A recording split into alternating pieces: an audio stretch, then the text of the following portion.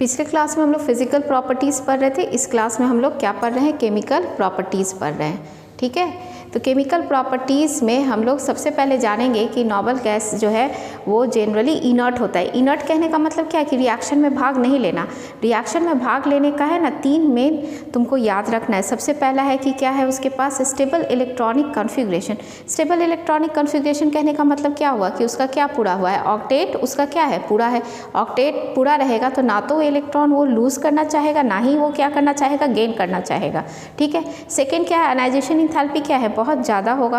तो ionization enthalpy ज़्यादा होने के कारण क्या होगा कि इलेक्ट्रॉन निकालने में बहुत एनर्जी लगेगा ना, और ऐसे भी जान रहे क्या है, ऑक्टेट पूरा है उसका, और very low electron gain enthalpy, ठीक है ना, या इलेक्ट्रॉन एफिनिटी। ठीक, तो इसका मतलब उसका ऑक्टेट पूरा है तो उसको इलेक्ट्रॉन लेने का तो मन नहीं करेगा, इसीलिए वो केमिकली क्या है, इनर्ट है।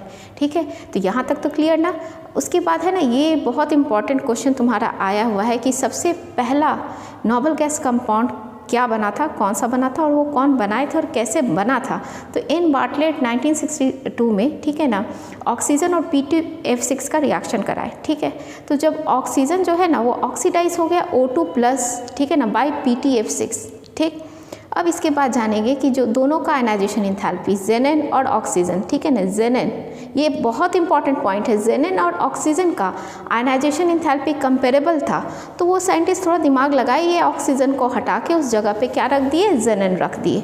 ठीक है, तो जेनन जब रख दिए तो ईजिली जेनन और PtF6 के बीच में क्या हो गया, रिएक्शन हो गया, और ये फर्स्ट तुम्हारा क्या कहते हैं, नोबल गैस कंपाउंड जो बना, ये फर्स्ट नोबल गैस कंपाउंड बना है। ठीक है ना, तो ये नोबल गैस कंपाउंड का ये देख लो, ये फर्स्ट नोबल गैस कंपाउंड का फॉर्मूला, और ये रेड क्रिस्टलाइन सॉलिड था।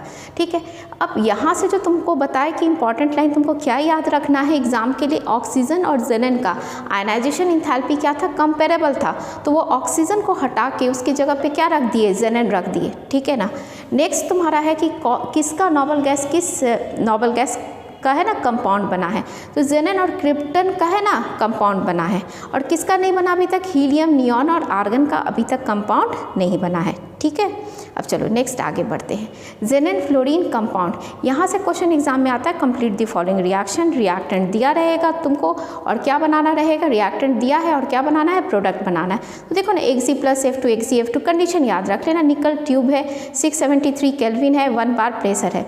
नेक्स्ट में देखना जेनन प्लस क्या है, 2F2 है, 1:5 रेशियो थोड़ा ध्यान में रख लेना, Ag(F4) बना, यहाँ रेशियो थोड़ा देख लेना, 1:20 रेशियो है। ठीक है ना, ये जो भी Ag(F2), Ag(F4) और Ag(F6) जो बना है वो कलरलेस क्रिस्टलाइन सॉलिड है। ठीक है ना, ये क्या है, कलरलेस क्रिस्टलाइन सॉलिड, और ये क्या कहते हैं, पावरफुल फ्लोरिनेटिंग एजेंट्स है। ठीक है ना, और ईजिली हाइड्रोलाइज हो जाएगा थोड़ा सा भी अगर वाटर पड़ेगा तो। यहाँ से भी question, complete the following reaction. ठीक है ना, तुमको एग्जाम में रिएक्टेंट दिया रहेगा और तुमको क्या बनाना रहेगा, प्रोडक्ट बनाना रहेगा, तो ये रिएक्शन थोड़ा सा तुमको देख लेना है। ठीक है, नेक्स्ट है, यहाँ से भी जो क्वेश्चन आया हुआ है एग्जाम में, ये भी क्या है, कंप्लीट द फॉलोइंग रिएक्शन आया हुआ है। तुमको रिएक्टेंट दिया हुआ था Ag(F4) + O2F2, तो देखो तो क्या रिएक्शन हो जाएगा, ये Ag(F6) हो गया और क्या बन गया, O2 बन गया। ठीक है ना, नेक्स्ट जो है, ये भी क्वेश्चन जो है ये क्या कहते हैं, कंप्लीट द फॉलोइंग रिएक्शन का है कि जेनन और फ्लोरीन जो है, ठीक है ना, रिएक्ट करता है fluoride ion acceptor to form cationic species and fluoride ion donors to form fluoro anions. ठीक है, तो थोड़ा देखो ना, Ag(F2) + PF5, तो Ag(F+ बन गया, PF6 के ऊपर माइनस आ गया। सेम वैसा ही रिएक्शन है एंटीमनी SbF5 के साथ, फिर क्या आर्सेनिक के साथ, सेम वैसे ही करना है। ठीक है, उसकी जगह अगर हम लोग फिर क्या कहते हैं, मेटल ले लिए, मेटल फ्लोराइड्स, तो देखो ना, M के ऊपर प्लस चार्ज और Xcf7 के ऊपर माइनस चार्ज। यहाँ मेटल जो है सोडियम, पोटासियम, रुबीडियम और सीजियम है। ठीक है ना, एल्कली मेटल है, इसको थोड़ा सा ध्यान देना है। ठीक, चलो नेक्स्ट आगे बढ़ते हैं। ठीक है ना, जेनन ऑक्सीजन कंपाउंड कंप्लीट हाइड्रोलिसिस और पार्शियल हाइड्रोलिसिस। तो Ag(F4) का अगर कंप्लीट हाइड्रोलिसिस करेंगे तो जेनन बनेगा, Ag(O3) बनेगा, HF और O2 बनेगा। वही हम बार बार बोल रहे हैं तुम लोग को कि रिएक्टेंट दिया रहेगा, तुमको क्या बनाना रहेगा, प्रोडक्ट बनाना रहेगा, तो थोड़ा ध्यान देना। Ag(F6) का हाइड्रोलिसिस करेंगे, कंप्लीट हाइड्रोलिसिस, तो Ag(O3) और HF बनेगा। ठीक है ना, पार्शियल हाइड्रोलिसिस, ठीक है ना, पार्शियल हाइड्रोलिसिस अगर Ag(F4) का करेंगे तो Ag(OF2) और 2HF बनेगा, और Ag(F6) CH6 + 2H2O XeOF4 देगा। तो देखो ना यहाँ से क्वेश्चन ये दोनों को नोट करना कंप्लीट हाइड्रोलिसिस और इस दोनों को नोट करना पार्शियल हाइड्रोलिसिस। ठीक है, स्ट्रक्चर तो याद है ना, VACPR theory chemical bonding 11th में। अगर नहीं याद है तो स्ट्रक्चर को थोड़ा ध्यान से देखना, एकदम बोर्ड एग्जाम के लिए तो बहुत इंपॉर्टेंट स्ट्रक्चर है, कंपटीशन में भी आता है। XeF2, ठीक है ना, XeF2 का शेप क्या होगा, लीनियर। हम लोग जानते थे ना कि लोन पेयर कहाँ रहना पसंद करता था, इक्वेटोरियल पोजीशन पे। लोन पेयर कहाँ है, इक्वेटोरियल पोजीशन पे, तो शेप क्या हो गया, लीनियर हो गया। XeF4 का देखो तो स्क्वायर प्लेनर, ठीक है ना। उसके बाद नेक्स्ट आगे देखो XeF6 जो है ना डिस्टॉर्टेड ऑक्टाहेड्रल लिखे। क्या लिखे हम, डिस्टॉर्टेड ऑक्टाहेड्रल। क्यों, क्योंकि यहाँ लोन पेयर होने के कारण थोड़ा सा बॉन्ड पे असर पड़ता है, ठीक है ना, इसलिए डिस्टॉर्टेड ऑक्टाहेड्रल है। पिरामिडल शेप है XeO3 का। XeO2F2, ठीक है ना, इसका डिस्टॉर्टेड ट्रायंगुलर बाय पिरामिडल, पर इसका नाम भी एक है ना शेप का, सीसॉ, पढ़े थे 11th में। XeOF4 इसका शेप हो जाएगा स्क्वायर पिरामिडल। देखो ना, जेनन और ऑक्सीजन के साथ है ना डबल बॉन्ड में रहता है, ठीक है। तो देखो तो जेनन oxygen double bond, जेनन oxygen double bond, जेनन oxygen double bond, इसको थोड़ा सा ध्यान से याद रखना, ठीक है ना। XeOF2, तो लोन पेयर हम तुमको तो पता है ना कि लोन पेयर कहाँ रहना पसंद करता है, इक्वेटोरियल पोजीशन पे रहना पसंद करता है, ठीक है ना, इसीलिए लोन पेयर कहाँ है, इक्वेटोरियल पोजीशन। इक्वेटोरियल पोजीशन किस शेप में देखते हैं हम लोग, देखते हैं ना ट्रायगोनल बाय पिरामिडल शेप। ये जो है ना ये ट्रायगोनल बाय पिरामिडल शेप है। तो ये जो ऊपर और नीचे जो है ना एक्सियल है और ये तीन क्या है, इक्वेटोरियल है। तो ध्यान रखना कि इस शेप में लोन पेयर कहाँ रहना पसंद करता है, इक्वेटोरियल पोजीशन पे। अब हम लोग को यूजेस पढ़ना है, ठीक है ना। यूजेस से भी क्वेश्चन रहता है।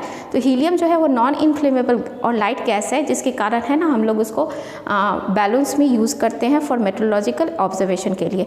डीप सी डाइवर्स, ये तो तुम लोग सॉल्यूशन चैप्टर में पढ़े थे ना, स्कूबा डाइवर्स जो सी के अंदर जाते थे, तो जो टैंक ऊपर कैरी करके ले जाते थे, उसमें पहले नाइट्रोजन और ऑक्सीजन था। तो नाइट्रोजन और ऑक्सीजन के कारण क्या हो जाता था, बेंड होता था। जैसे ही वो सरफेस पे आया तो नाइट्रोजन गैस जो ब्लड में डिजॉल्व था वो रिलीज़ करता था in the form of bubbles, जो बहुत ज़्यादा पेनफुल होता था और बेंड उसको कहते थे, ठीक है ना।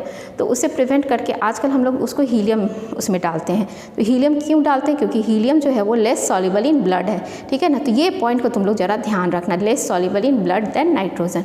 अस्थमा के ट्रीटमेंट में हीलियम के साथ क्या रहता है, ऑक्सीजन रहता है, जो अस्थमा के ट्रीटमेंट में यूज़ होता है। नेक्स्ट है नियॉन। नियॉन का यूज़ है हम लोग फीलिंग ऑफ डिस्चार्ज ट्यूब में। तो यहाँ से ये पॉइंट तुम लोग नोट कर लेना, बस याद कर लेना यूजेस में क्या, filling of discharge tubes.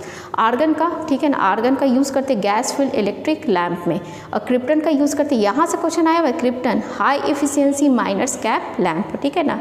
Miners का जो कैप रहता है ना, कैप लैम्प, ठीक है ना, उसमें हम लोग क्रिप्टन को यूज़ करते हैं। जेनन होता है फोटोग्राफिक फ्लैश ट्यूब में। और रेडॉन तो जानते हो कि रेडियो एक्टिव है, तो treatment of cancer and other diseases और रेडियो एक्टिव स्टडीज़ के लिए भी उसको हम लोग यूज़ करते हैं, ठीक है ना, रेडॉन का। ठीक, तो ये हो गया, हम लोग पढ़ लिए नोबल गैसेस का केमिकल प्रॉपर्टीज़। तो केमिकल प्रॉपर्टीज़ में तुम लोग को क्या क्या बताया, सबसे पहले कि वो केमिकली इनर्ट क्वेश्चन आया हुआ है। केमिकली इनर्ट क्यों है, क्योंकि stable electronic configuration, high ionization enthalpy और very low electron gain enthalpy, almost zero ना। फिर उसके बाद एन बार्टलेट सबसे पहला नोबल गैस कंपाउंड बनाए थे O2 plus PTF6 minus red crystalline solid था, ठीक है ना। फिर नोबल ये फर्स्ट ये कंपाउंड बनाए थे, लेकिन उसी में O2 को हटा के वो जेनन कर दिए थे, तो फर्स्ट नोबल गैस कंपाउंड बन गया था। तो O2 को हटा के जेनन कैसे आ गया, क्योंकि O2 और जेनन का, ऑक्सीजन और जेनन का आयनाइजेशन इंथैल्पी क्या था, कंपेरेबल था। यही तुम लोग को पॉइंट याद करके रखना है, ठीक है।